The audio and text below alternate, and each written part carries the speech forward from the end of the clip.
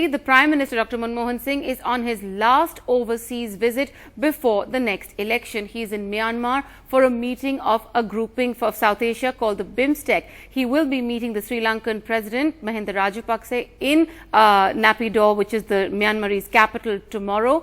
My colleague Vishnu Shom is travelling with the Prime Minister and has spoken to the Foreign Minister Salman Khurshid about the Prime Minister's meetings.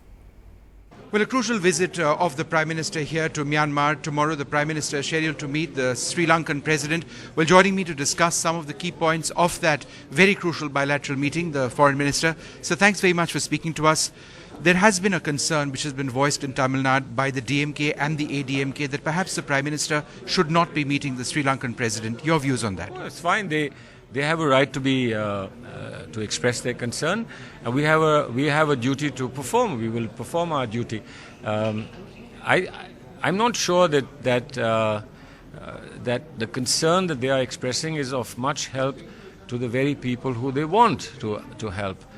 We are here, as indeed I was in Sri Lanka, to ensure that the engagement that we do with Sri Lanka continues to be focused on our concern about the Tamils of Sri Lanka.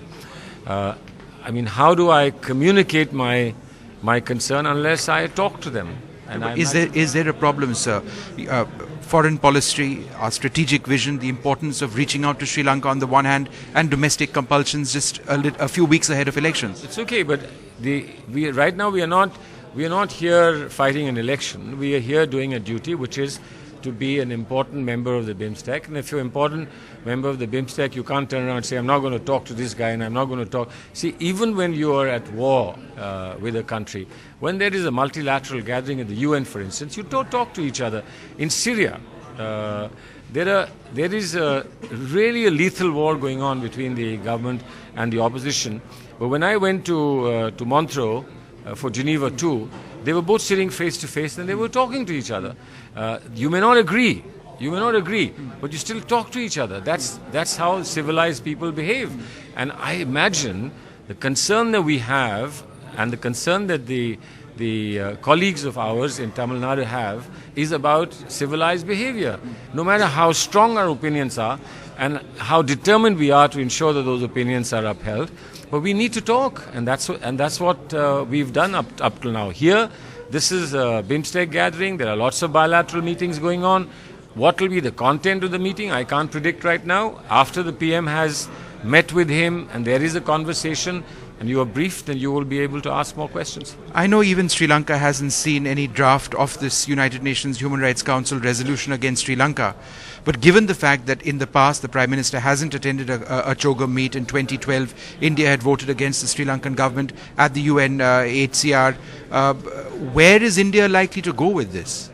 Well, it's too early. They're talking about intrusive international probes on the human rights record. The point is that there is no draft, and therefore, for me to sort of predict what the draft will be and therefore what our reaction will be would not be fair. Let's have a draft and see what we can do with that draft. Let us see what the possibility of whatever the draft there is of being able to get that draft through.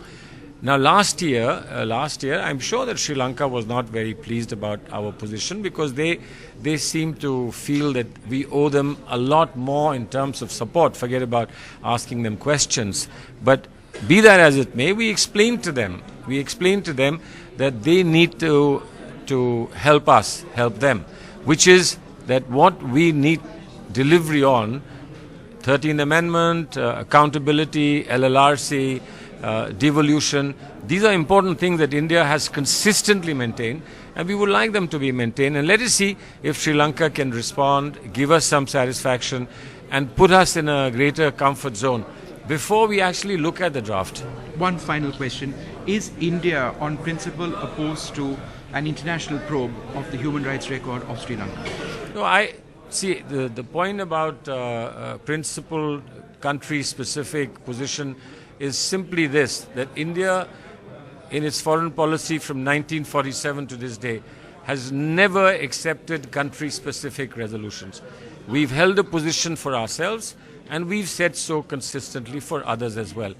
But whether this will necessarily and inevitably apply in future and continue to apply in future, the world is changing, people's way of looking at things is changing. I cannot predict for future, but I would say that consistently in the past, we have avoided country-specific resolutions. And that's about terrorism, that's about human rights, that's about any other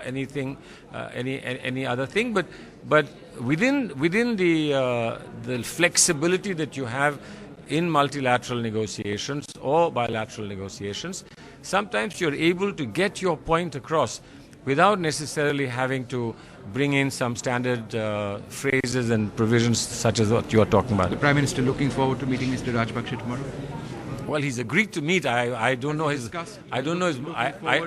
state of his mind, but he's agreed to meet, and I think that have you briefed he's him here. on Well, some of the aspects? We have done some briefing today. He's only come in today. But, our Prime Minister doesn't require much briefing. He knows a lot more than I do. But certainly tomorrow before he meets, there will be a chance for us to go over a few points. All right, so thanks very much for speaking to us. Well, the Foreign Minister over there, Mr. Khurshid, making the point that it's a very important visit and there is an important meeting which is going to be taking place tomorrow. The President Rajpaksha will be meeting Prime Minister Manmohan Singh. Let's see what comes of that visit.